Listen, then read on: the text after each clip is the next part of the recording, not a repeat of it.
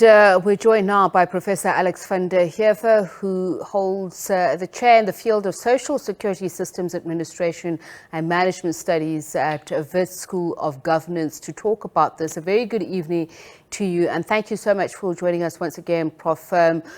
The National Education, Health and Allied Workers Union is seen to have brought health services at several hospitals countrywide to a halt.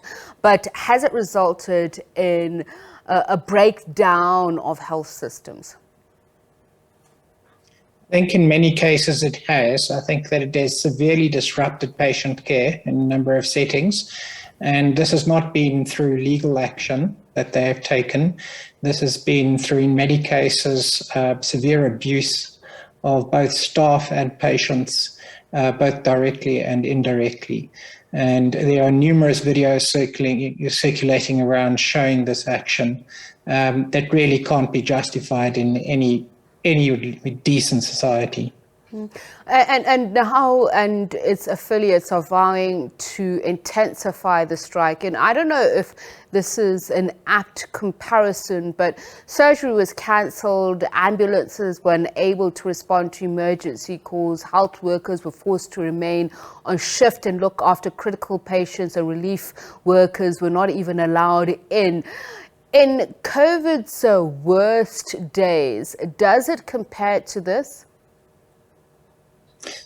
In some respects, potentially, but the patient demand is more normal at this stage. But the disruption that is occurring is incredibly distressing for the staff and the doctors that are continuing to try to help critical patients.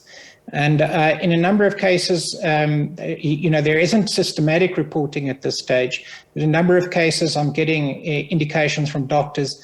When they arrive in the morning shift, there are patients that have died overnight. They don't know how, there is no proper assessment of what happened with those particular patients. So with the breakdown in care, it's not 4 patients that have necessarily died because of this, but potentially a large number. So this is the kind of thing that happened during COVID as well, for different reasons. But it is most definitely an attempt by Nehawu to kind of hold a gun against the head of patients and hold them hostage in a wage negotiation. And I'm afraid there's quite a lot of people in the health system that really truly find this sickening. It's really not the way we should be conducting public health services in South Africa. So the strike went ahead despite the Labour Court issuing an interdict on Friday. What does this say to you? Well, in essence, it means that people are operating unlawfully. Now, I haven't looked at the legal issues associated with those decisions, and there are various appeals going. But it appears on the face of it that people are behaving in an unlawful manner. They're not only behaving in an unlawful manner in relation to the strike, potentially, but they are also behaving in an unlawful manner in general. You can't attack patients. You can't pick up and carry and kidnap staff. You can't do these things. You can't physically attack people. You can't attack patients in the hospital. You can't threaten doctors and nurses who are working in a hospital when they're doing their job and looking after patients. So all of those things are unlawful. And what appears to be happening is that there is essentially just thuggery as a means to win a few percentage points to increase wages.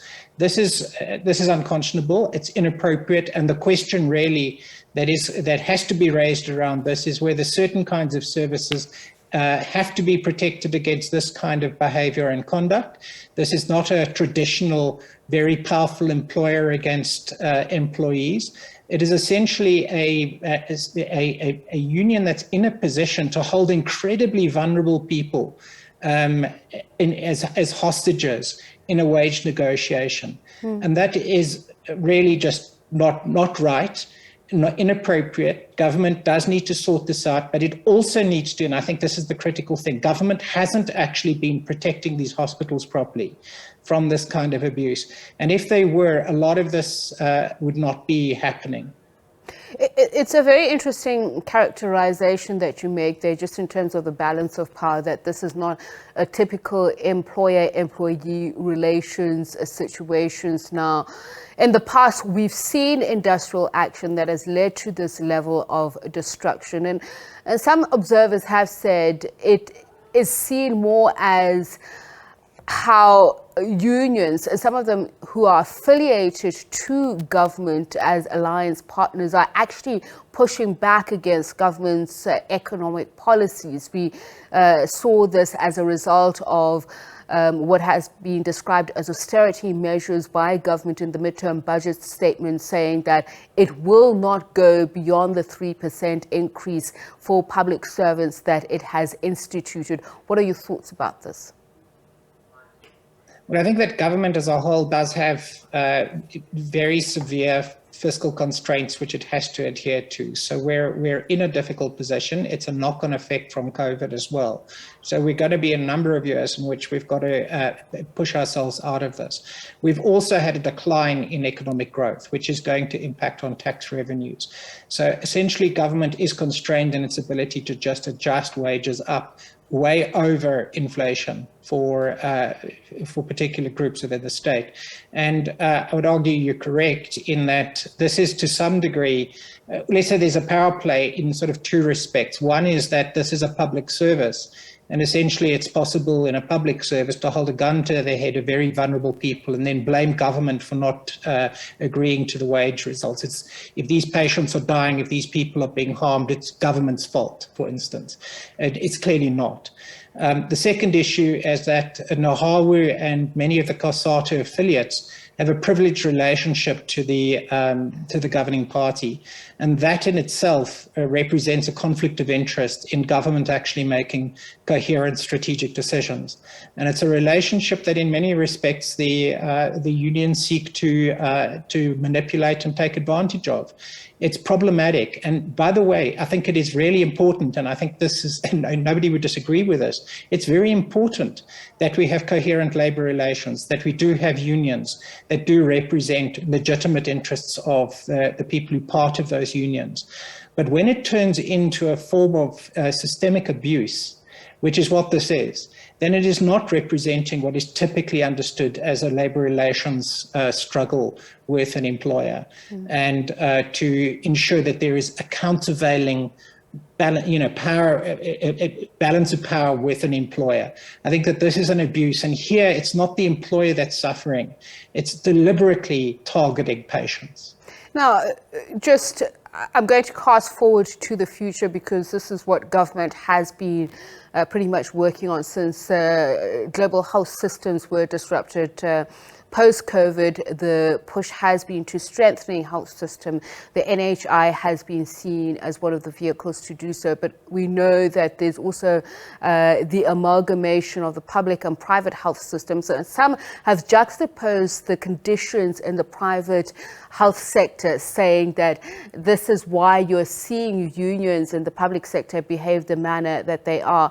And one of the stickler points for the NHI has been the financial model. So going forward, how does government bring all of these variables together to strengthen the health systems in such a way that the people who are most vulnerable don't bear the brunt? Well, I think that the government hasn't really done its work on the strategic reform of the health system.